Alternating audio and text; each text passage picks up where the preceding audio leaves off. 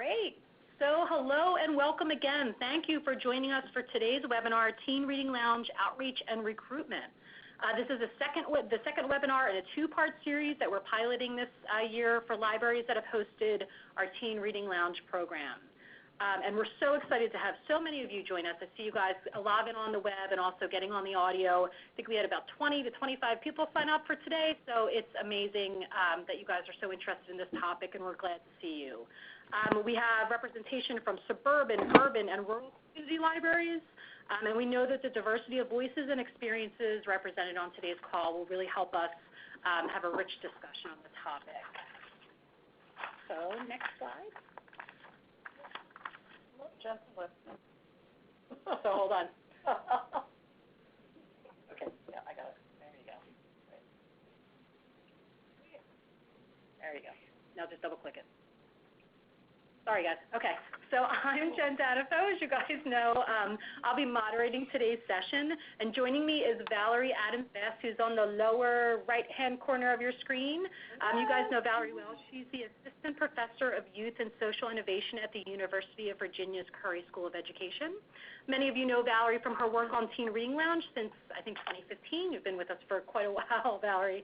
And she's helped us not only design and facilitate our TRL orientations, but she's been instrumental in helping PhD understand youth development, program design, working with at-risk youth, and building capacity in our talented libraries.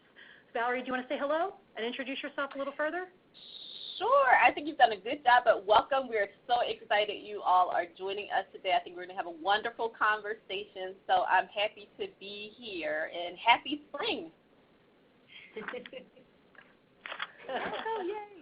So thank you, Valerie. And so just a few housekeeping notes before we roll into introducing our two great presenters who you can see on the screen. I just wanted to remind you guys that we ask you to mute your lines because we know that a lot of you guys are doing double duty, and there may be background noise. So if you can mute yourselves for the conversation, and then we'll have key moments where we're going to be doing Q&A with our presenters, and you can take yourselves off of mute or use the chat box if you're in a place that has a lot of noise. Mimi, our wonderful Director of Programs and Special Projects, is here with me today, and she's going to be manning that chat box. And we hope that, the conversation encourages you to, talk to one another and also ask us some questions. So next slide. Oh, next slide. Okay, today's special guests. We have two fabulous and talented guests joining us on today's call, Kelly Ruttman and Rachel Roberts. Both have extensive experience overseeing large youth organizations and system-wide youth programming initiatives. And our conversation today will focus on the vision and strategy behind their work, as well as some practical strategies for conducting outreach to recruit young people to youth programs. Kelly, do you want to say hello to folks and introduce yourself a little? Sure. As Jen said, I'm Kelly Rotmund. I am the Teen Services Coordinator for Carnegie Library of Pittsburgh, which has 19 locations across the city, and also for the Pittsburgh District Library Center, which means I play a role in teen services for all 45 libraries in Allegheny County. Great. Thanks, Kelly. And sure. Rachel, do you want to introduce yourself as well? Yeah, happy to. My name is Rachel Roberts, and I'm with Public Health Management Corporation. We have a department here in our very large health institute called Youth Educational Social Services, and as part of our department work, we manage an OST program that serves 172 providers across the city of Philadelphia. We serve anywhere from 16,000 to 18,000 youth a year, and we do that in partnership with 67 different nonprofit agencies and organizations in the city. So we're just really happy to be part of this and working with everybody on this webinar. Thanks, Rachel. So in a couple minutes, Rachel and Kelly are going to tell you a little bit more about their organizations, and then we'll get right into discussion. Before we move on, I wanted to just give you a little overview of some of our goals for today. Our goals are to demonstrate through a conversation with Kelly and Rachel how an organization's vision for youth programming can really drive their outreach and recruitment strategy and approaches.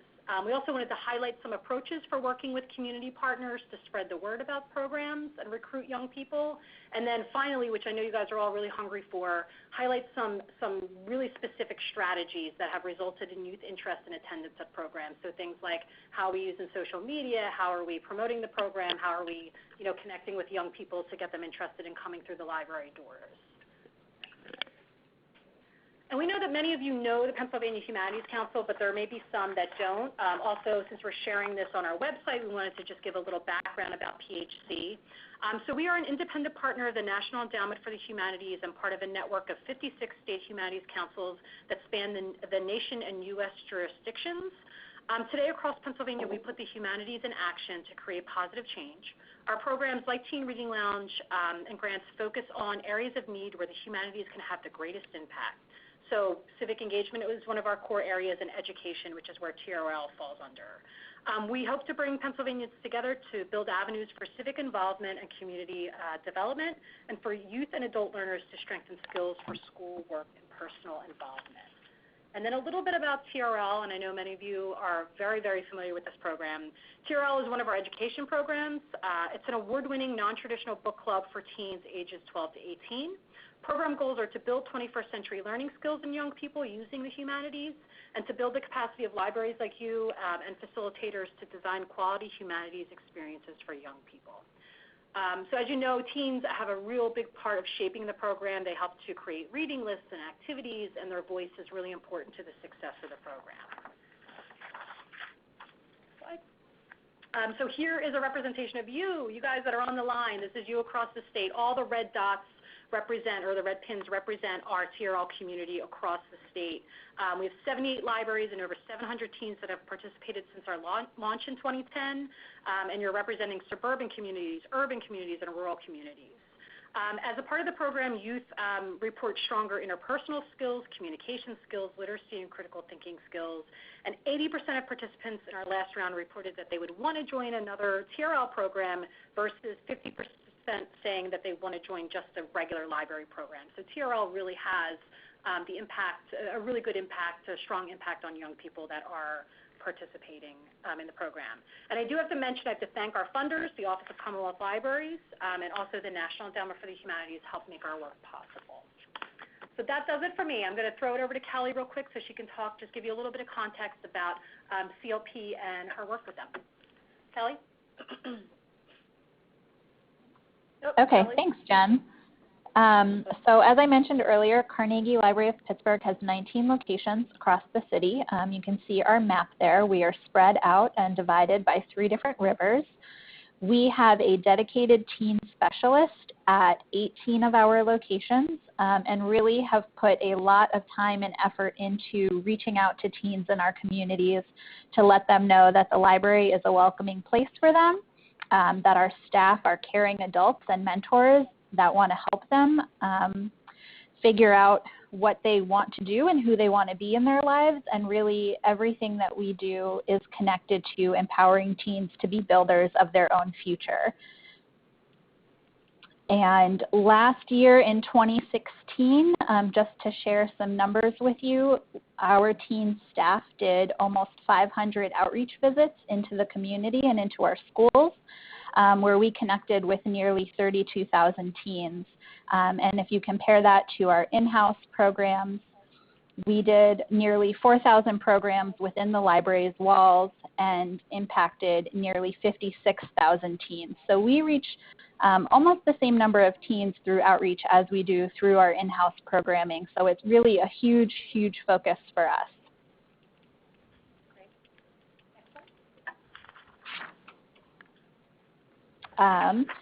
And this is just a photo from one of our locations. This was before we built the existing teen space.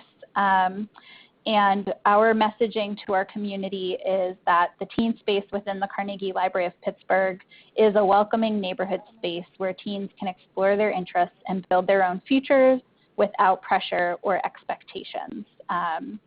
And that our staff, our teen staff and all library staff are really there to support teens in that and make connections to either library resources or to other community organizations that are in a better position to support those teens' needs. So we see ourselves as the connectors in the community. Thanks, Jen. Great. Yeah, thanks, Kelly. And I can't wait to talk to you and Rachel about some of your strategies and how CLP does their outreach. Yeah. So next we're going to move on. We're going to move on to Rachel, who's going to talk a little bit about PHMC and their work. Great. I wish I had as good a slides as Kelly's. Those are good. You raised the bar. I will explain that Public Health Management Corporation is actually the country's fourth largest public health institute in the country, and we do anything from federally qualified health center clinical services to my line of work, which is more social services and youth education. Public Health Management Corporation really helps the city of Philadelphia figure out some of its trickier problems and helps facilitate really quicker contracts and more cutting-edge ways of doing programming that sometimes a large city has trouble moving on more quickly. So that's our value as an intermediary. And running out of school time is especially meaningful to this agency, but also in general, because if you're serving teens and you're serving youth, you're also serving that entire family and community that is behind the teens and the youth. And so even as we serve these older youth and the younger youth, we very much are constantly aware that they are a portal into our entire community and a way for us to get out positive messages about literacy, about health, about social responsibility and civic engagement. And so in our department, we really just feel like we're in a place of privilege to have this amazing impact by working with the youth in our communities. Great. Thanks, Rachel. And then I think you have one other slide that talks. There you go. So I can't see the slide yet, but this is just a demonstration of, again, I think Kelly probably has the same experience that when you're serving youth, you're very often coming up against lots of the day-to-day experiences that they'll share about their families and about what they're trying to create in their lives. And so, again, even though PHMC has a wider mission, that mission actually, touches our out-of-school time program in every sense. So there's the research and evaluation component where we're assessing and trying to prove that the work that we're doing has outcomes that our providers can get funded beyond what we offer. We do health promotion. We encourage workforce development by partnering with other agencies to come into our middle and high school programs. We refer to child and family services, and we promote anything that promotes physical, behavioral, mental health. So again, we're 172 different programs across the city in partnership with nonprofit providers, and it's really important to us to be in front of an audience of librarians or people working in libraries because this is part of what we see as a general partnership across our communities. That's a great point, Rachel, and I think that segues really well into our first question for you guys. So first of all, thanks for introducing yourselves and your organizations. I think that provides a lot of context for the people on the line. So Rachel, you mentioned the idea of partnership, and Kelly, I know you hinted at that too, thinking about outreach. So the first question that I have for you guys is if you could talk a little bit about, community partners. They have to be part of getting the word out about programs and services in a library community or a youth organization's community. What kinds of partners do you typically reach out to, and do you have any tips for reaching those partners? Because I think our listeners, when we did the pre-survey, really, they had questions about how to reach out to what partners should we be reaching out to, and how do we do it? What tips can you offer to our listeners? So Kelly, do you want to start, and then we can move over to Rachel? Sure.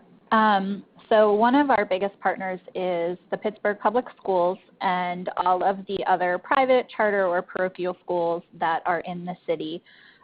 We know that teens are spending most of their day in school, and so that really is where we target our outreach efforts.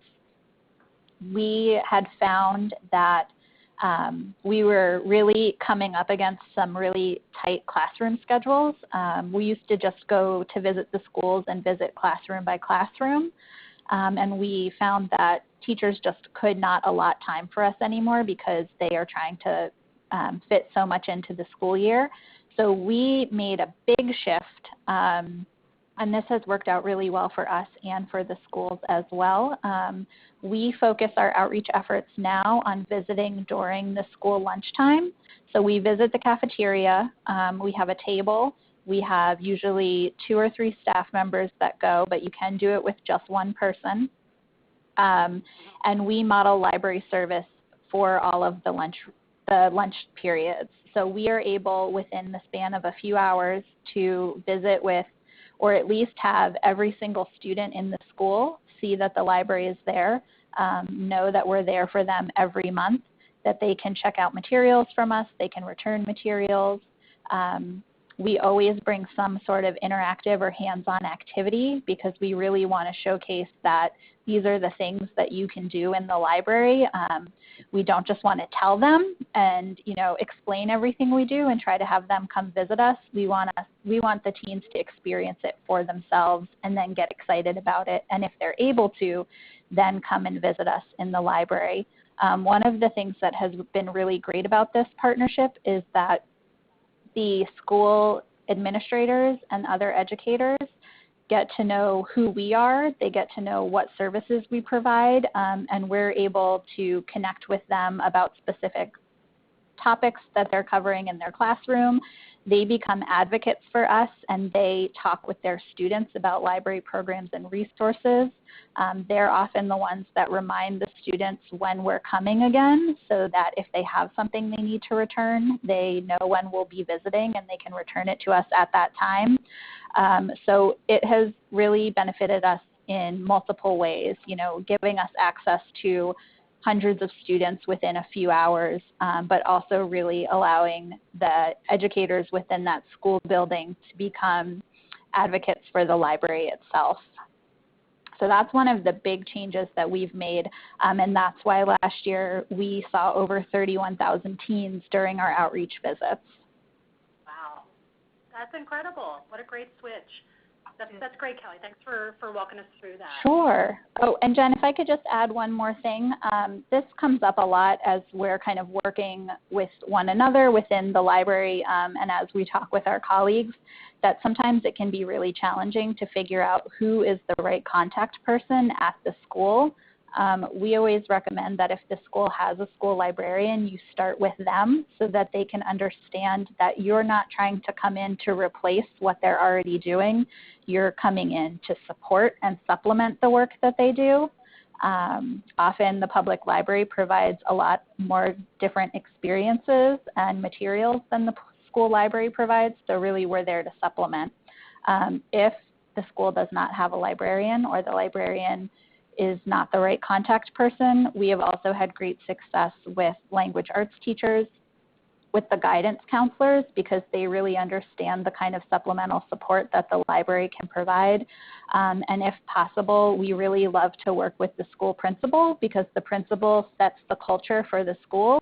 And if the principal understands why you want to visit and values those visits, then everybody else will as well.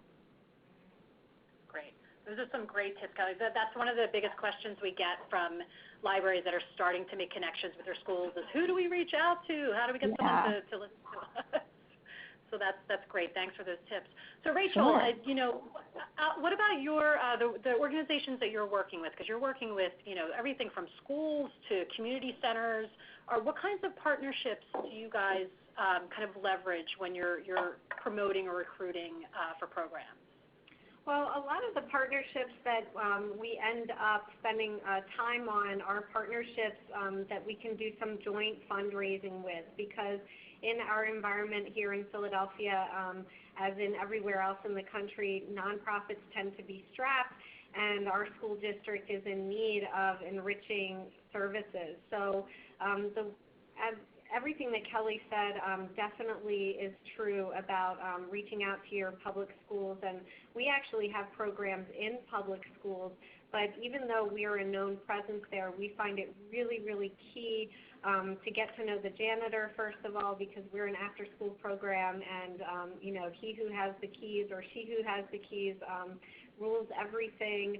But those sort of day-to-day workers at the school can really give you valuable insight into what the kids are doing after school that you may or may not be aware of just the culture and the climate of the school that is happening day to day that you might not otherwise hear about. But if the principal will be supportive of the program and key teachers who take it upon themselves to do their own after-school activities, if they'll be supportive of the program, it is true that they'll amplify your message.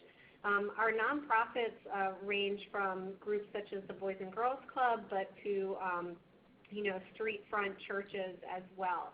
And so our goal with them is to be able to reach out to their community and to provide the kids quality after school and summer enrichment programs, yet because we're in the funding environments that we are with these communities, it's really strategic to get some of these programs together as a group. So a lot of what we spend our time doing as a program that manages other programs is putting different nonprofits and different community groups together. So in the context of libraries, we would encourage different sort of sectors or areas of a city, sort of like Kelly's map sort of showed, to identify with each other and to think about what are the common threads happening in their community.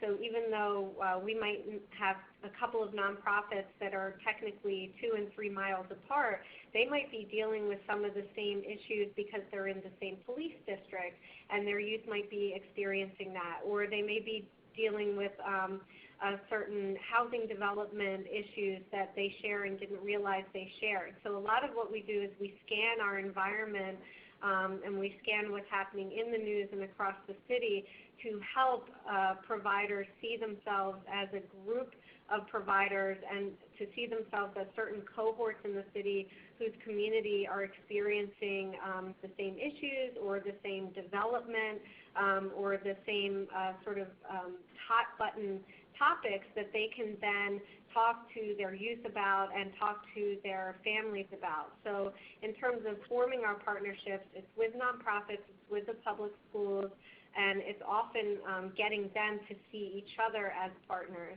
And in addition to that, our strongest partners sometimes are the universities in the city, and especially when we can get universities to help us get their students out to our out-of-school time programs as volunteers or as interns. We really see the teens' eyes light up to see these young adults who have what the teens really perceive as this level of freedom, but to also be treated as an adult, but to still kind of be looking like a high schooler. There's really just a lot of great things that come out of these partnerships with the universities when they can lend us some of their students whose experience is so close to the high school experience still. Rachel, it's such a great point. The last point that we have definitely learned that young people like seeing people that are close in age to them in these roles, and it can be really be eye-opening for them, and it can also serve those older, younger people can kind of serve as a mentor to some of these kids. I also liked what you said about partnerships and how you guys, you see each other as partners. I think, in this time of funding and also where we're all like rowing in the same direction in terms of this is about youth development, this is about providing opportunities for young people to connect with things that are meaningful to them. I think being able to find other partners that are in that space, I think that's an excellent point, and one I just wanted to kind of underline. So great, guys. This is a great start to our conversation. I'm going to ask one more question, and then I want to kick it out to Valerie, who I know has some additional questions. I also want to encourage people, if anything that our presenters are saying, you have questions about it, you want to know more details, or you have comments, please use the chat box to share. We can definitely pick those questions up as we go along. So let's back up a little bit and talk a little bit about a philosophy and approach to youth outreach. And I'll start this time with Rachel. What is your philosophy or approach to youth outreach, and what does it look like in practice? How do you train the organizations that you work with to think about outreach and recruitment of young people? It's a great question, and the answer is always changing. Our basic philosophy is to meet the youth where they are. Not to, if recruitment feels too much like we're trying to convince them that what we're trying to do with them is going to be great, then we start getting away from relating to them and beginning that relationship, because at the point of recruitment is where you begin a relationship with teens, and relating to them is the immediate way that they're going to feel comfortable. So we've been looking more at understanding exactly what Snapchat is, for example. Facebook, and we've discussed this in our smaller group, but Facebook is becoming less relevant to not relevant at all to teens. So a lot of the energy that we were spending on what we thought was great social media relevant to recruiting teens, we didn't understand that Facebook is now in a lot of ways a thing of the past for teens. We're trying to figure out how to use Snapchat with our own account to be able to reach out. It's a very, if anybody hasn't heard of it or hasn't seen it, if you're working with teens, maybe you have, maybe you haven't, but it's basically your life in pictorial and not so much like Instagram, but where you're doing real-time pictures of where you are and what you're up to. And just even understanding what Snapchat is important. And if a teen hears you talking about sort of where they spend their time in cyberspace, it immediately gets their attention. So in terms of recruiting, we're trying to figure out what are the best social media ways we can get at the teens. But another form or philosophy to how we recruit the teens is to just from the get-go to treat their own interests and whatever they express in those initial interactions as data points for creating the program, so that as we're recruiting, we're not so much saying, hey, this is what our program is, and you would love it for all of these different reasons. We're saying, hey, what are your interests? Because we're trying to form a program this year. We form it every year, and we're bringing in some new people, and we'd love your input and for you to come help us build this program. So right from the recruitment point, really engaging them as somebody who's going to help design and be part of this program is a recruitment strategy that actually ends up being really efficient, because then right from the get-go you're understanding how you might want to modify your general content to fit your new recruits or your current students. So again, it's always meeting them where they are in terms of their interests and where they spend time when they're at home, be it in cyberspace or at home, and helping them right at that initial point of meeting and trying to enroll them, of seeing themselves as co-designers, co-managers, and co-implementers of this program that they'll be a part of. That's great, Rachel. Thanks. Yeah, we'll definitely talk. We had a question about social media from Rashay and Lansdowne. We're going to talk about social media in a little bit, so Rashay will definitely get to that question about Snapchat. Kelly, do you want to talk a little bit about CLP's philosophy for outreach and recruitment and how you guys do that? Sure. A lot of what Rachel said is 100% applicable to us. We really want to be where teens are. I did not say this earlier, but Pittsburgh is a city of 90 neighborhoods. So we have 19 locations, which seems like a lot until you compare it to the fact that we have 19 neighborhoods across the city. We have 3 rivers disconnecting the city and lots of hills, and transportation is a big barrier for a lot of our teens.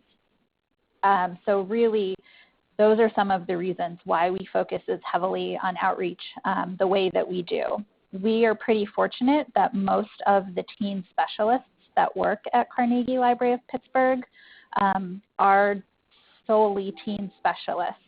They are not doing children's and teen or teen and adult for the most part. So because of that, during the school day, we want our staff to be out of our library buildings and where teens are, connecting with them. We had done sort of an informal survey early on where we compared the number of questions we answered during the school day to the number of questions we answered if we were in the schools. And those numbers were so phenomenally different that we knew it was really important for us to spend time out of our buildings connecting. Kelly, hold on for hold that Okay. thought. We're getting a little bit of an echo. Just a reminder for folks to make sure to put themselves on mute. All right, sorry, Kelly, try again. No, that's okay. So our outreach philosophy is very much like Rachel's, that we want to be where teens are when they are. And I did mention this earlier, that one of our goals for outreach is to encourage teens to come into our buildings. But we know that for many teens, because of other obligations they have in their life, whether it's that they need to have an after-school job or take care of a family member, or because transportation is a barrier, that many of them are never going to come into the library to see us. And that's 100% okay, because we're going to their school to provide them with services. And as Rachel said, you know, we really use outreach as an opportunity to learn as much as we can about the teens in our communities and both their interests and their needs, and then take that information and use it to inform any decision making related to program planning, planning new services, planning workforce and volunteer opportunities within the library. We really see outreach as the way that, one of the major ways that we gather all of that information and feedback and use it to inform the rest of the work that we're doing. Great. So making teens a part of the process, I think, seems to be the same. You know, both you and Rachel are kind of, you know, pointing out that making teens a part of that process is so important. Absolutely, it's a huge part. Great, and you know, and Kelly, I want to ask you a little bit about how you've worked with teens. You know, you mentioned when we were planning for this how they actually help you promote. Can you talk a little bit about that quickly? Sure, yeah, absolutely. So we, you know, can make as many flyers as we want and as many social media posts as we want, but we recognize that teens promoting to their peers is actually the best form of promotion that we could ever get.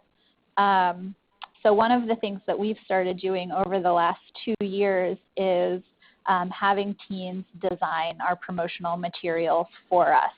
And this works particularly well on programs that teens are involved in planning. So some of our libraries every year will host a haunted library where the teens write the script, they build the props, they design the costumes, and then they facilitate basically a smaller scale haunted house experience for the entire community.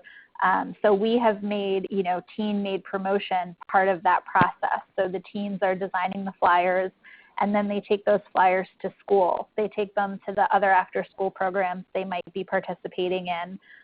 They take pictures of them and then share them on their Instagram account. So they're really amplifying the message, not just for us, but with us, because in addition to the promotional materials, they are the ones who are planning and facilitating a program that is impacting the entire community. So that is something that this year we're looking to do a lot more.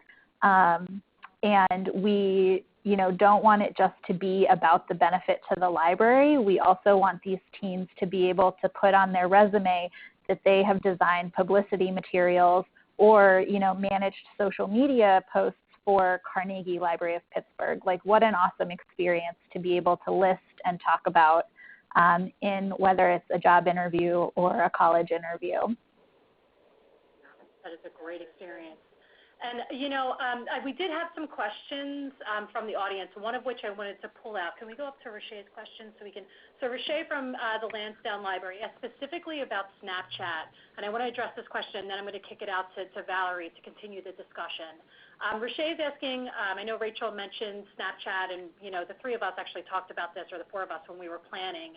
But how are you able to get your teens to engage with you on Snapchat, or even convince them to follow you? And I could see this being a question about any kind of social media, but Rashay is specifically asking about Snapchat. So Rachel or Kelly, or Valerie too, do you guys have any experience with this and any advice that we can give Rashay?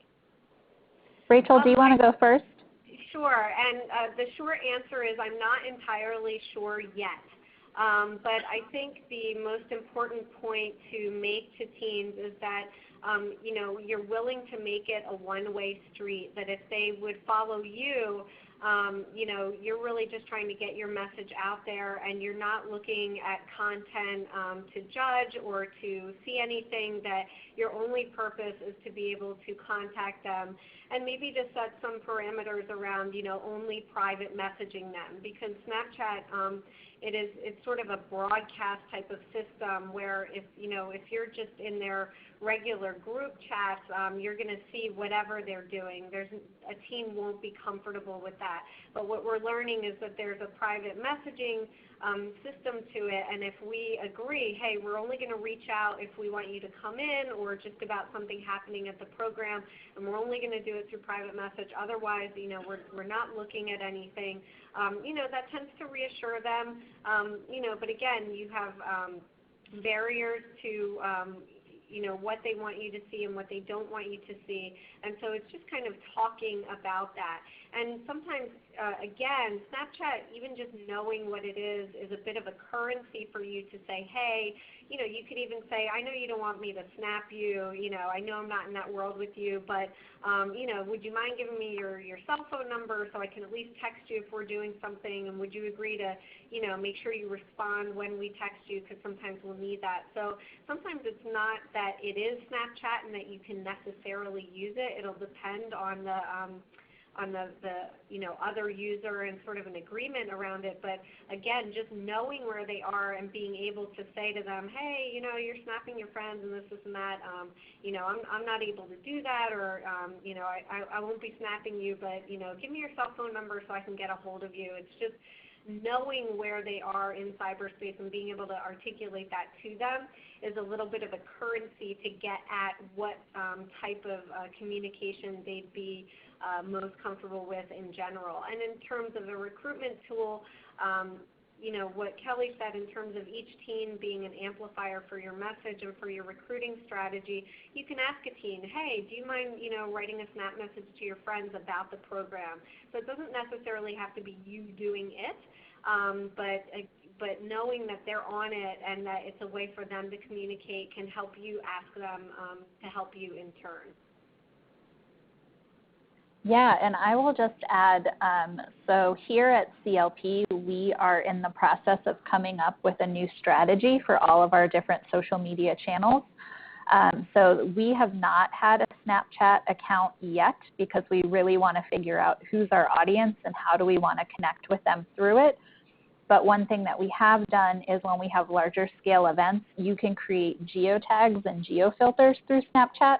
That way, if teens are at your event and they're creating their own snaps, they can add their location and everybody knows. So the example I'll use for this is in November, we had our annual alternative homecoming. So they were able to add that filter to their snaps, and all their friends saw and knew that they were at alternative homecoming at Carnegie Library of Pittsburgh, East Liberty. For all of our other accounts, we're currently looking at them and figuring out, okay, Facebook is not the account where we are going to be engaging with teens. That's where we're probably going to be sharing messaging with parents, caregivers, other youth-serving adults, other organizations in the community who are interested and care about what's happening at the library for teens. But, Snapchat and Instagram are maybe the two places where we're really going to be looking to speak to the teen audience and engage with the teen audience. One of the other things that we do is we really encourage teens when they're at the library and they are using their social media, if they're comfortable, to tag the library in their photos so that we can then reshare what they're doing in our spaces. So it's not us always being the ones that have to create that content. or, ask them if we can take a picture of what they're doing, which they may or may not want us to, but if they're comfortable, tagging us, we know that they're comfortable with us resharing whatever awesome thing it is they're doing in the library that day. Yeah, that's a great point. I can already, my brain's going crazy about thinking about TRL programs and how you could build in maybe a social media 5-minute thing where people are, if you roll it into part of the program, maybe you could tweet out about a particular character or something like that, and that's another way to maybe get them interested and showing you how to do it, because I think that's sometimes they have to show you the way. Valerie, so I want to be... One more question from Shay. So we have one more question from Rashay, which I think this is for you, Kelly. She's asking, do you allow teens to manage your social media accounts? You were talking about how they could help you. Yeah. So I think logistically, like, what do you do with that? So that's a really great question, Rashay. One of the things that we have done, because in the past we have had a really sort of specific and strict social media plan and strategy, and staff were the only ones that were able to post. So one of the things that we did to kind of get more teen created content is we created specific volunteer positions for teens, where teens who were interested in creating content for our social media accounts, that was their volunteer job. So they would create posts, they would find images, or they would make images, they would come up with the content, they would get everything ready, and then the teen specialist at the location where they were volunteering would kind of go through everything with them, and then together they would schedule the posts so that they would be posted on behalf of the library, but the posts were teen created and then sort of just vetted by us before they went live. One of the things that we're talking about as we talk through what our future social media strategy should be is there a particular social media account where we really just want to release it to teens, and it's really all about teens creating the content and teens posting it, and our staff having very little mediation or interaction with it? That is still in discussion. We have not figured out what we want to do or what that looks like, but it's definitely something we're talking about. But right now, the way that we facilitate that is we have teen volunteers where part of their work with us is to create those posts on behalf of the library. Great. Thanks, Kelly. And Rashay, if you have follow-up questions, we'll share contact information, and Kelly would be okay if people, great. Absolutely. So Valerie, thank you for that. Valerie, I want to kick it over to you because we have a good amount of time left, and I know you also have some questions. You and Rachel have disappeared on my video portion, but I know that you're out there listening. So Valerie, do you want to take it away and continue some of the discussion? Sure, absolutely. So I'll just add a few things. We do have a slide about additional social media accounts, and one distinction that Kelly mentioned I want to reinforce is this idea of direct connections with the young people, and I think Rachel mentioned it as well, versus connecting with the adults who support young people, right? So there'll be two different social media streams. There's a stream where you're just trying to reach out and do outreach to other youth-serving organizations and parents and guardians, and they're more likely these days to use Facebook. And then there's the social media platforms that you're going to use when you want to have a direct connection and direct quote-unquote conversation with young people, and that's more of the Instagram. There are quite a few others we'll share, and Snapchat. I was chuckling yesterday as I said that the Snapchat stock plunged 30% yesterday, so we'll see how long Snapchat is around. But what's going to replace Snapchat? So, but those are definitely two spaces where if you're attempting to speak directly to young people. Additionally, Kelly mentioned it as well as Rachel in a different type of way, is this idea of tagging the young people with their permission, asking them to tag the library or the organization that you're partnering with or the organization hosting the program is really key. One thing that I'm doing on campus with my students is I'm teaching a media content class, and their papers are becoming blog posts. And so for many of them, those who are interested in blogging, they're excited. And so by featuring their blogs on our parent website, they then tag their followers, right? So it's sort of that same idea of that geotagging is that they are not necessarily yet following me as a professor. I think I'm okay with that right now. But they are posting their blogs, and then they're getting their friends and their peers to follow them, so they get an idea of what's going on in our classroom. So any way that you can get them to do that is great. And additionally, Rashee's question, what we did when I was at 4-H for the New York State system, we recruited college interns, so Rachel's idea that you might be able to partner with colleges. Young people are always looking for internship opportunities. I'm in the process of writing recommendations myself for internship opportunities. Some are willing to work paid, and some are willing to work unpaid, where they'll be your social media intern because they have their finger on the pulse of everything social media, and their responsibility would be to tweet out, to post pictures, to post video, to be in Periscope, to do whatever you need them to do for the content that you're looking to get out to directly to the young people. So consider that as an option if you have colleges that are local, or even if they're not local, they can actually be a virtual intern. So I just wanted to share that there because we see that popping up all over the place. How do you make that social media connection? So just transitioning to a slightly different question, just interested in hearing from you, Kelly and Rachel. Some of our participants have had luck reaching middle school students, but not as much luck reaching high school students. So do you have any specific advice that you use for connecting with those older adolescents and keeping them engaged in your programming?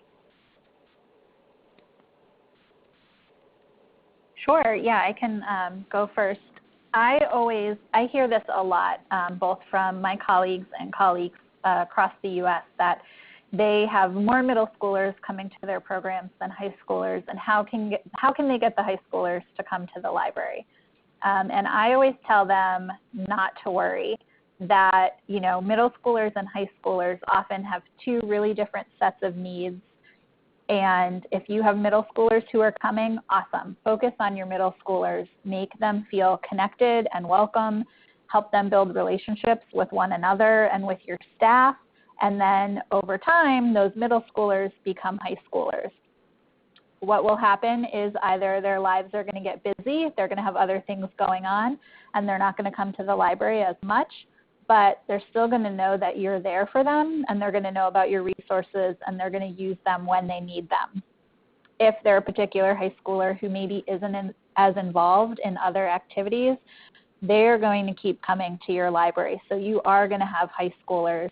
And I think Rachel talked about this a little bit earlier, or maybe it was Valerie, that, students really enjoy working with people who are a little bit older than them. And so, when we have high schoolers who are still coming around, we often see them acting in a mentor role to the middle schoolers, which is really awesome and empowering on both ends of things. We also have been talking here at CLP a lot lately about the fact that while middle schoolers and high schoolers have different needs because of where they are at in their stages of life, they also oftentimes still have the same interests. So if you have a particular event that is really exciting to particular teens, they're going to come no matter how old they are. So again, just don't feel bad if you're only getting middle schoolers. Celebrate that middle schoolers are coming to your library, and really focus on building relationships and providing great service to them, because they're going to remember that, and they're going to stay connected to you in whatever capacity they can as they get older. Yeah, again, everything she said, but in addition, one of the things that is a little unique about our program, but I think can apply given your feel for how the youth would receive the message, is with some of the older youth, we encourage our providers to be very open with them about the fact that this is a community-based program, and that the attendance of the youth is what drives the program's ability to succeed and to continue. And sometimes there are youth who might attend once or twice a week or just sporadically, but if they're given the opportunity to understand their attendance as a role in helping that program operate and succeed, that message to them is sometimes very powerful and makes their experience feel more meaningful, that it's not just they're showing up or they're not showing up, but that when they show up, they are actually assisting the program and the staff to succeed. And in our case in particular, the providers' paychecks literally depend on the attendance of these youth, because our programs need to demonstrate a certain level of attendance in order for certain rates of pay, and to some extent that's true of any program. I mean, you can't have outcomes occur without the youth there to deliver the outcomes. And so sometimes with older youth, we encourage providers to be very frank, like, hey, it's great you've been coming, but honestly, the program would really benefit if you would attend regularly, and explaining how the system works. Our program is funded by so-and-so, and they look at attendance, and we're here for you and to serve you, and in return, let's make this a partnership, and let us know what we can do to keep you coming in, because it's important to our survival as a program. And where there are strong relationships, especially it'll assist in the longer term retention. And the other piece to that sort of retention puzzle on the other hand of the spectrum is not saying, hey, you're part of this and you're owning this program and you have a responsibility to it. That's not going to resonate with every teen. But the other message that we try to send is, the team message, that, hey, by coming to this program, you're part of a team, and your team really needs you, because, if they don't have their quarterback, or they don't have their I can't think of another good phrase right now, but their point guard, or, their goalie, the team can't function, and that's how you are. You're really part of our team, and to describe that youth's particular interaction among their peers as being special and valuable in a way that is truly an absent when they're not there, can help that team message come through, and can also be meaningful to the kids who are more looking to have meaning with their peers. So in a sense, it's helping them understand that they're continuing to come does benefit them, but it also benefits others, and that their lives are meaningful in that way to the other people in the program, both staff and their youth peers. Great. Thank you, Rachel and Kelly. I would just ask a couple things to sort of reinforce the support what both Rachel and Kelly have shared, and that is, many of you have seen sort of my slide about key elements to positive youth development. So one of those is a safe space, and the second one is quality relationship with a caring adult, right? So this idea that if you have a relationship, that if the staff who are on the ground have a relationship with young people, it's going to influence the amount of attendance. We do know that high school students become more busy and they have more autonomy, so there is a precipitous drop-off, even with 4-H, which is one of the largest national youth-serving organizations. The biggest bucket of young people are pretty much from late elementary through middle school, and then it drops off. The participation, just because there are different responsibilities as high school students and different things that they're exploring. Those quality relationships are super important in a safe space. I know that is sometimes difficult if you're in a small location as a library, or if you are in a small location as a community provider, but a space that adolescents, particularly late-stage adolescents, can call 16 and up, that they can call their own, that they can come into that space and say, when we come here, this is our space. It might be more of a drop-in model or drop-in program, but they are likely to come back. So then it might be thinking creatively about what types of programs you could have young people participate in who are more attracted to that safe space than to maybe a more formalized program model. And I know we've done some experimentation with TRL as a drop-in model for making adjustments for those young people who don't come every time. So those are things to consider when you're thinking about how to recruit or at least maintain relationships with late-stage adolescents. you're not alone by any sense of the matter. So I don't want to take up too much of the conversation myself, but I just wanted to reinforce the connection to positive youth development. And I just wanted to ask another question of both of you, and you'll let me know. Perhaps this is something that you can talk about initially, Rachel. So how do you reach those potential participants, those young people that aren't coming into existing programs? And then after Rachel, I'd love to hear your perspective, Kelly. Those young people who just aren't coming through the doors. How do you reach them? Again, as Kelly said earlier, it's knowing who their peers are and where we can find them and go out to them. One of our providers was very successful in actually just walking around the neighborhood schools and offering information, but also engaging the youth. Mine, or using hers, or how's that work? Sorry. Whatever he uses. What do you usually do it on your mom or your mem, right? Yeah. Okay. We need a mute. I'm not sure who it is, but we need a mute. Hi, this is Valerie. We need a mute. Oh, cool. All right. Well, let's go get your book. I got to go to the library. I got to get a book about the states. Just a reminder, folks, to make sure to mute yourselves because we can hear you. All right, we are glad you need to go to the library, but we do need a mute. Thank you. Get to that library. But yeah, so some examples are again, understanding that older youth and teens can be very timid about where they're going to walk in and where they feel comfortable just showing up on their own. So it's important to get outside your own doors and to have literally representations of your center. So in terms of an open house, again, always approaching older youth in a very non-committal way is helpful. And so just as if you were going to do an open house for a house, to have pictures of your center and to have pictures just like the ones that Jen started with on the slide in the beginning of the teens in the reading lounge, and to say, hey, have a look at this.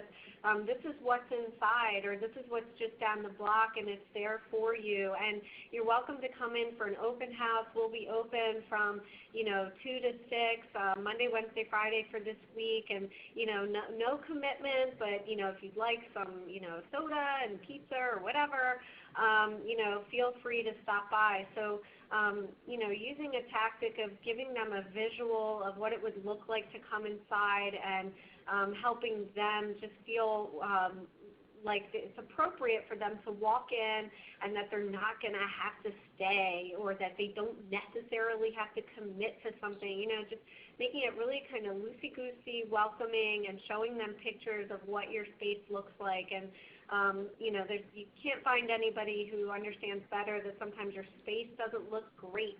At least in our case, we have some programs, who are in schoolroom basements, and it's not easy to represent something, and you don't want to represent something that you're not. But if you have some plush seating and you have or even just great photos of the students who are already in your program in the space that these other students would be in if they joined your program. It's always good to show those pictures, and if even if the teens aren't used to going to the library, just to be very specific about it's this door, this is what the door looks like. So anything that's visual that helps them feel less insecure as they walk down a block by themselves, hopefully with a friend, and, figure out which door to come into, and be very specific about, there will be a guard there who's going to check your bag, but they do that to everybody, and his name is Charlie, and he knows to look for, kids coming in at this time, just to let them understand what the experience of just entering the building itself feels like, can really help them feel more comfortable. And again, that just because you come doesn't mean you ever have to talk to me again. And we just want you to come through and have a look. That that can help as well. And, hopefully they get in, they like what they see. Great. I just want to follow up, Kelly, before you jump in. One of our questions, Rachel, was what is an open house? So what is an open house and how do you use it? You've talked a little bit about how you use it. How do you define an open house for our audience? What actually is that open house? That might be an agenda for an open house. Oh, sorry. Did you want me to answer that, Valerie? Yeah. Thank you, Rachel. Okay. So an open house is, think of it as a store window to your program where you're just sort of setting out, what a setup for the Teen Reading Lounge would look like, or what your program generally does, and you're setting aside a block of time for kids just to come in, have a look around, and leave, and also providing maybe some refreshments if you can do that, or even some food. So an open house is just, it's an opportunity for someone to peek in at the program and to be a known entity walking in a building, so that, if you say to a kid, hey, come check out our program, that's very different, because now they're still walking into the building. They still might not be sure what they're getting into, and there might be some anxiety built up to it. But if you explain that, hey, this is an open house. An open house is just where you're taking a tour of our program, and, you're welcome in the building, and, it's just from this hour to that hour. Come anytime, leave anytime. It's just a much broader, showcasing of your program, and it's a way to get teens through the door, and hopefully while they're there to recruit them. Great. Thank you, Rachel. Kelly, did you want to talk about strategies that have been successful or that you're considering for getting those young people to come through the doors? I know you thought a bit about that with your team who wouldn't ordinarily come into the library. Yeah. So we sort of model a lot of the same strategies that Rachel talked about. We have found that a personal invitation from staff or from another teen is really the most valuable thing that can happen. So when we do outreach into the community, we will often ask teens what neighborhood they live in. And then when they tell us that, if they're comfortable sharing that with us, we will let them know what library is closest to where they live and which staff person that they might want to talk to when they visit. So if a teen tells me that they live in East Liberty, I'll say, oh, there's a library in East Liberty. Have you been there? When you go in there to visit, be on the lookout for or ask for Simon, Tessa, Katie, and Andre. They're the teen specialists there. They'll give you a tour. Those are the folks that you want to talk to. So we really try, as Rachel said, to make it so that when you're walking in, you either already know who you're going to be on the lookout for and who you should talk to if you met them during outreach, or if the teens didn't meet them, they at least know their names.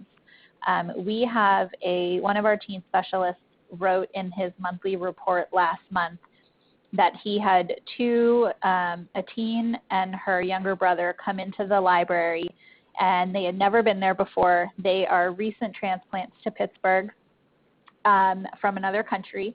And when he asked, why did you come to the library today? She said, because you visited my school, and when you were there, you told me I should come and visit you at the library. She was like, so here I am, and I brought my brother, and I brought my dad. So really that has been the most important thing for us, and that is really, your first step in relationship building, and everything you do is going to be successful if you spend the time to build relationships with teens and their caregivers.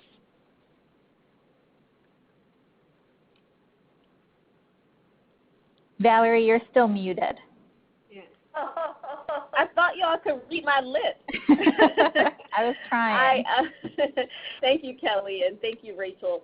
I want to ask a two-part question, and then we want to give a little bit more time for question and answers. This hour has gone by so quickly. So I'd ask both of you to think about and answer this question. So and you may feel like you've done this, but if you had to give us like a concise sort of one or two sentences, possibly three, what is your outreach philosophy? And secondly, we spent a lot of time talking about how you outreach, the importance, the saliency of serving young people and how you connect with them.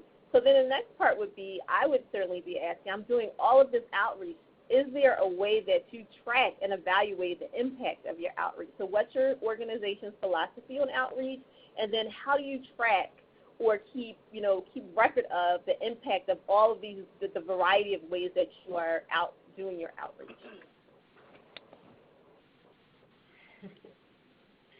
I'll answer. Okay. Philosophy on outreach, again, is meeting the youth where they are, not being intrusive, not asking for an upfront commitment, really making it a process of discovery of the youth as you attempt to engage them, discovery of their world as you're attempting to bring them into yours, because the more they feel that their presence is unique and is understood, and that you're an adult who can understand them, the more likely they are to respond to your outreach. And people talk about cultural competency. I talk about youth cultural competency. So again, really trying to understand what they're watching on television, what they're watching on their videos, and getting into it wholeheartedly. There might be things that your youth are into or exposed to, even if it's not their cup of tea. If you know about things they know about and you're able to make that part of your dialogue with them, that's really meeting them where they are in terms of their interests, not just physically. I've had the opportunity of raising, my own son, who's now 16, and I didn't know that I would love Naruto and Death Note and How to Get Away with Murder is really popular with the teens right now. Anything sports that he's into, but giving all those things a chance, so that even if it's not part of your daily home life, really, looking at MMA, that's huge, the UFC right now for boys and girls. Again, even if it's not their particular cup of tea, if you know what's going on and what I call the currency of the things that they're interested in, it just makes you more relevant, and it's also more of an enriching experience for you as well, I feel. So does that answer the question? I feel like it was two parts. Yes. Mm-hmm. Thank you, Rachel. Kelly, did you have a response for us? Thank you, Rachel. Yeah, so for us here at the library, we have, all teen specialists do outreach, all children's specialists do outreach, but then we have another department within the library called LINKS, which stands for the Library in Your Neighborhood, Communities, and Schools. So it's really important for us that all Pittsburghers can experience and access library services everywhere they live and work and are. So that is really one of the guiding principles behind our outreach. But we also spend a lot of time thinking about special populations and places where we really should be focusing our work. So we do outreach to incarcerated teens and incarcerated adults. We do outreach to families who are visiting incarcerated parents or relatives. We do outreach to a lot of different places where we really know that we want to connect those folks to library services, whether they come into the library or not. So, while we do sort of general outreach where we're trying to reach as many people as possible, we also take the time to focus on specific populations that we really want to connect with and impact. And Valerie, I know you also asked about how do we assess and track all the outreach that we do. So, every time staff does outreach, we report on when and where and how many people they engaged with. And I will say that when we first started doing outreach about 5 years ago to let folks know that the library is a welcoming place for teens, and that we really wanted teens to come into our spaces, and that we had staff specifically to work with teens, and we wanted you there, we went anywhere we could. We went to any school that would let us in, and we are now in so many schools that at sometimes feels like we don't have the capacity to do any more outreach. So one of our goals for this year is to really look at all the places where we are in terms of outreach to teens and determine, do we need to be in all of those places, or are there some schools that we're visiting that really don't need us as much as others, and make decisions on scaling back so that we're able to focus on those schools that have a higher need. And that is something that's easier said than done, because we have been in those schools for 5 years building relationships. It's really hard to step away from them, even if they are a well-supported school. And I will admit that I am waiting for a colleague of mine at the Virginia Beach Public Library to send me sort of a guide that her administrative team is putting together to make those same kinds of decisions, because I'm really looking forward to seeing, you know, what have they put together for themselves to guide them in that decision-making process, and how can the Carnegie Library perhaps adapt it for our own purposes instead of just trying to create a rubric on our own, because there are so many variables at play. Great, great. Thank you both. Those are very rich answers, and I hope that our participants, our librarians, are getting good information. So right now we're going to open it up for a minute. We're going to pause and see if there are any questions and answers that we can take from the audience. We certainly have more questions, but we want to see, is there anything that you'd like to ask of Kelly or Rachel? You're happy to type it into the chat box, or if you want to unmute yourself and ask the question, feel free to do so at this time. I just wanted to add a quick point about staff, and you know, that it's important that we found with our staff that sometimes we have a program that is really very well attended, and it's doing well, and it's been chugging along for a few years, and all of a sudden the program is unable to get the same attendance or participation that it did. And sometimes what we have found happens is that a key staff person who was very charismatic with the students, but also who looked like the students, either in terms of race or in terms of the way they dressed or in terms of the way that community tends to present itself.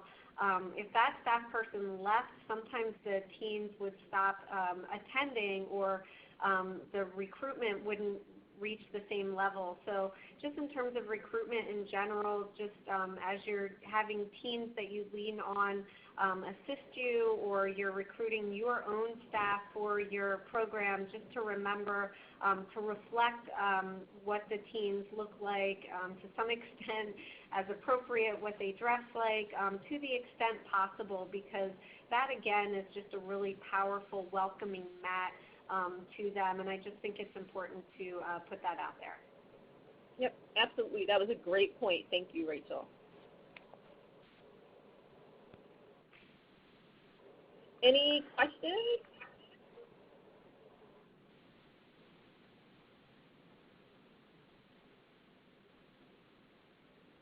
I'm going to ask an additional question, and if any questions come through, again, feel free to unmute yourself, raise your hand, or put your question to the chat box, and we'll certainly share that with both Rachel and also Kelly.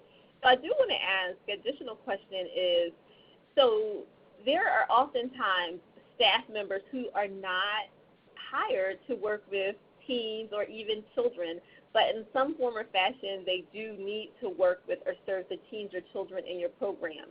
So how do you motivate staff who may be employed or part of the system to support the program or organization, but weren't hired directly to work with teens and youth? How do you motivate them to serve youth and teens? What do you do? What's part of maybe your professional development or your own personal strategy for getting staff motivated to serve teens? One of the things that our staff actually was talking about today at a team meeting is in particular with staff kind of like that, meaning, you know, they're not exactly sure, you know, what to do, is not to focus on the why of, you know, of their job or their role working with these youth, but to really focus on the how. because typically they just might not know how or what to do, and to give them very hands-on strategies, to even give them words, put words in their mouth in terms of phrasing that they can use with the youth in terms of encouragement or questions, but typically people will try to motivate sort of non-youth workers to work with youth by explaining why it's important, and that can be powerful in some settings, but what our staff who recently came away from a National After School Alliance conference, but also we're discussing it today and all agreeing on this point, they were saying that really just getting right to the how with those staff is a motivator for them, because it immediately helps them feel more sure-footed and work out their role.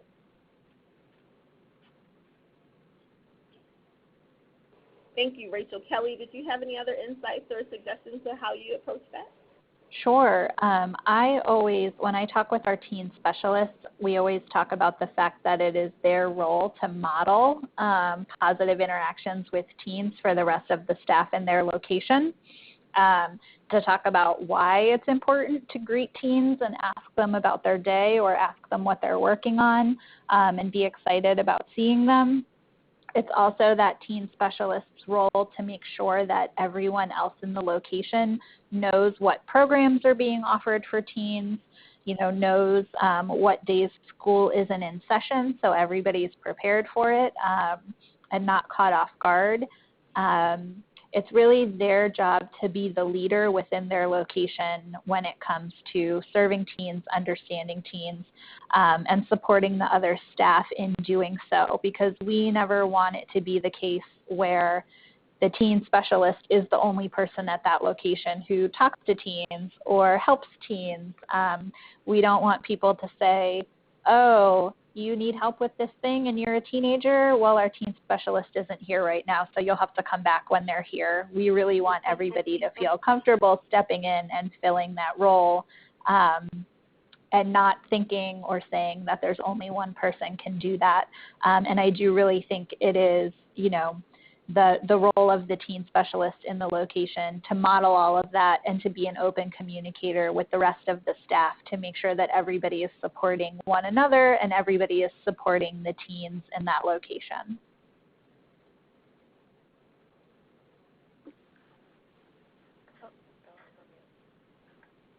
You're on mute. Valerie, you're on mute.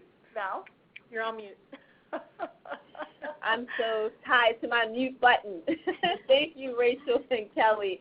Just one last question for each of you, then we're going to go over some takeaways, some general takeaways, and some housekeeping from Jen. So thank you both, and thanks to everyone for hanging in with us. So when you think about all of the outreach efforts, we really focus on youth. And you may not have thought about this question before, but who is your primary audience for outreach? Youth, organizations, and partners, or parents and guardians? Who's your primary outreach audience? I'll say that for us, it depends on where and when we're doing outreach. We had a huge conversation about this recently. So when we are doing outreach during the school day, teens are our primary audience, and the educators and staff in the school building are our secondary audience. When we go to back to school night or parent night at the beginning of the school year, parents and educators are our primary target audience, and any students that might be attending with their parent or caregiver, they are our secondary audience. So it depends on the event and where we are. Yeah, I mean, it's the same with us. Just by nature of how we operate, we spend a lot of time just doing general outreach in the community to educate the community that the program is there, just to try to create a word of mouth or at least an awareness of the resource. So often, and everybody knows what this is like, you can walk by the same door, day in, day out for years and not know that there's something behind that door that you may have needed for those years. And so part of the strategy we encourage for our providers is to get the word out there that their program just exists, is a resource. And but again, when it comes down to crunch time, which for us is the beginning of the summer and the beginning of the school year, because that's when we have to enroll, we really encourage the providers to go directly into the schools that those youth attend, and to form a partnership, at least to get permission to do outreach in the schools, so that now the youth who might respond have some awareness of your program also. And in an ideal world, both the community and the youth are aware enough of your program that you can generate some buzz and really be known as a resource. If you're known as a resource, then that's going to be just powerful and live its own life outside any of your recruitment efforts.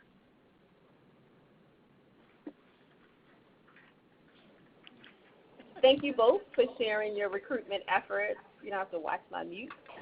So with that being said, and thinking about recruitment, I just have a few slides that I want to go over, some general takeaways that will hopefully be helpful for everyone in terms of recruitment and outreach, and then a little bit of housekeeping from Jen. So Jen, did you want to go through the remaining slides? Yeah, we had one question, though, from Rashay that I wanted to just quickly ask Kelly. Kelly, Rashay, I think, signed on a little later, and she was asking, when you're doing your lunch visits, how often are you visiting the schools? That's a really great question. So a lot of our schools that we visit once a month, and we tend to visit the same day every month, so say the third Thursday. That way it's predictable for our staff schedule, it's predictable for the students. So if students borrow anything from us while we're there, we adjust their due date, so the items are due back on, the next day that we visit. We have some schools where we're only visiting twice a year, and that's part of that effort to see, which schools really need us the most. So schools where we do not visit every month, we'll visit once in October to sort of kick off the school year, get people signed up for library cards, remind them that we exist and that we're a resource for them. And then we visit again in May to remind everybody that summer reading is happening and that we would love to see them be involved. So it is a combination depending on the school. Great. Thank you, Kelly. Sure. And are there additional questions? No, we just had one other. We had Janine Strom who told us that she just wanted you guys to know that the stuff that you were talking about, personal invites, really resonated with her. She says, we now have 2 teens coming that I personally reached out to when they came into the library after school, so that has worked for her. She just wanted to let you guys know that resonated with her and that's a strategy she's using. That's awesome. Great. Yep. So a couple of key takeaways, and I think that many of these 6 takeaways were embedded in the comments both from the conversation that we've had with Rachel and Kelly. So acknowledge where you are as an organization and where you are as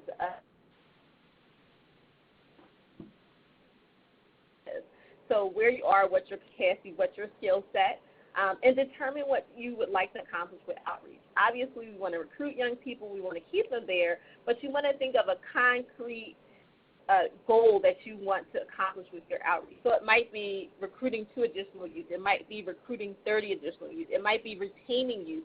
But be very specific about what it is you'd like to accomplish. Do your research. Find out what social media tools they're using. Find out where they're hanging out in the community, what part of the day.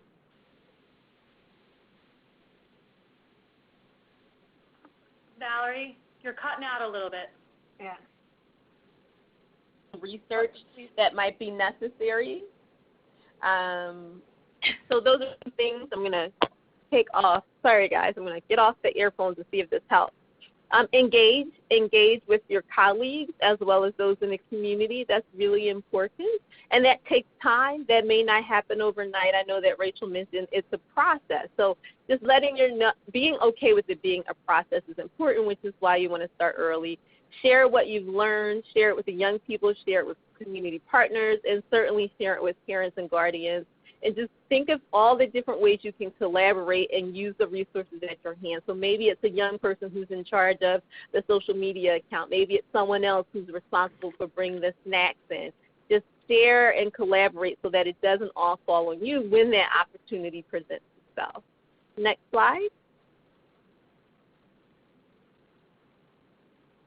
Again, thinking of research, you want to do your reading, whether it's virtual or actual community papers. I find that community papers and community listservs are great for connecting with parents as well as connecting with other youth development professionals.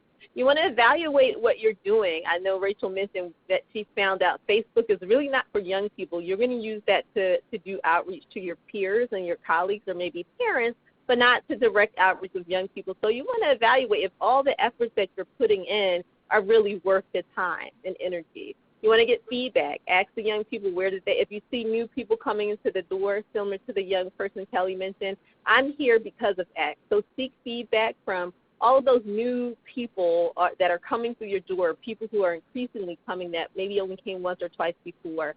Look at all the ways that you can find exposure. And again, young people are great for that because we may not be into selfies, but they certainly are. You want to allow time to develop relationships. If this idea of collaborating with partners, genuine partnerships that can withstand the test of time, really it takes time. The clock ticks. It may be 2 or 3 years before you can actually call someone a genuine partner. And it may start by just getting onto their listserv or following them on social media, an organization. But know that it does take time. Continuously reach out. Sometimes, particularly when we're all busy, we can all think of times that we're very busy. A phone call might really work. It may seem archaic, it may seem outdated, but I found that sometimes picking up the phone, you may be able to catch somebody or give an extended voicemail message that they can respond to, even if they respond via email, that you won't get from a simple text or quick email.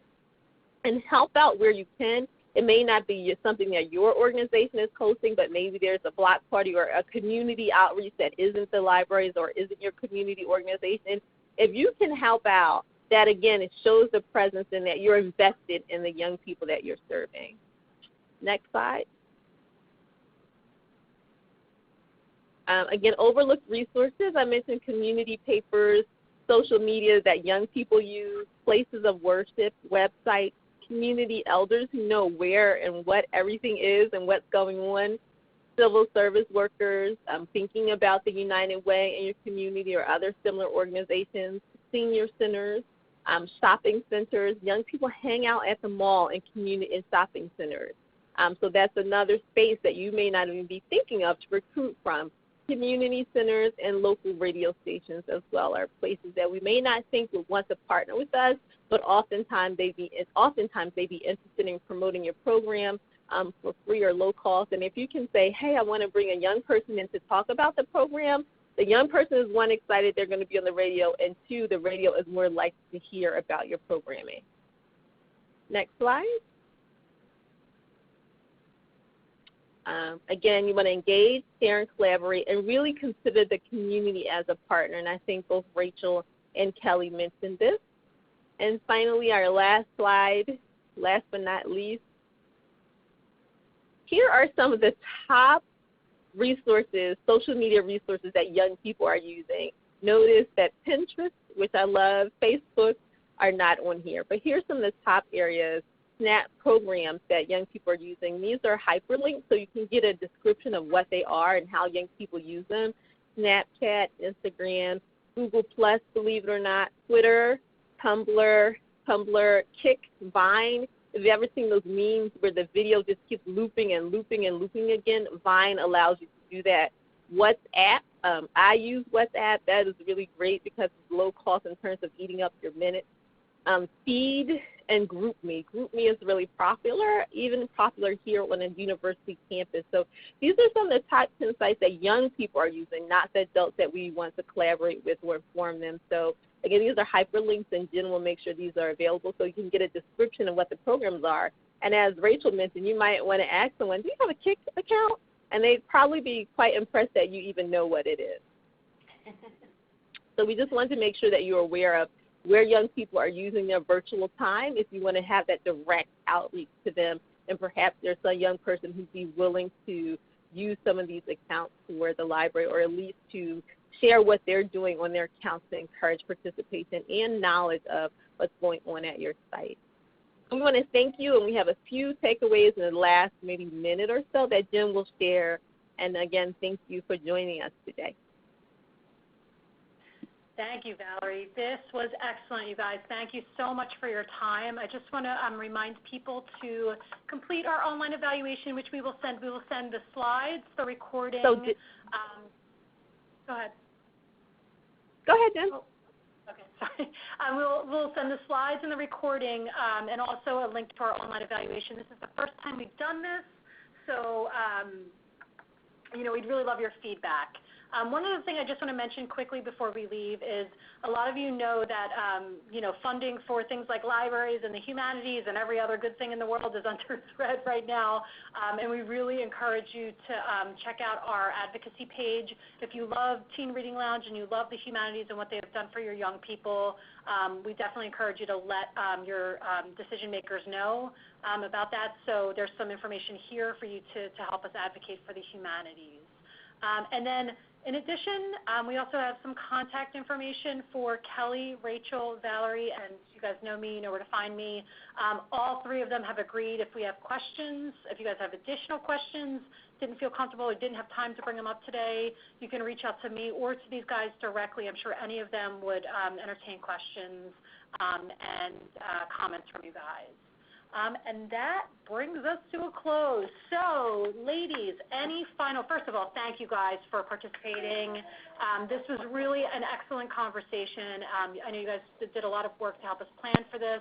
Valerie, thanks for being such a great facilitator of the conversation as well. We hope all of you, we can't do this work without you guys that are listening in, and we know a large majority of you hung on through the entire thing, which means I think you guys are interested in the conversation. So kudos to you guys. Any last words, ladies, before we say goodbye? Just that if anyone has any follow-up questions or anything that they want to talk out, I am happy to do so. So please reach out. Yeah. Yep. Likewise, and that's a message I'll leave with also. Yep. I concur. That makes 3. Yep. All right. Well, thank you guys, and if you have questions, let us know, and have a great day and keep up the good work. Yep. Thank you. Everyone have a good day and stay healthy and well. Take care. All right. Bye. Bye-bye.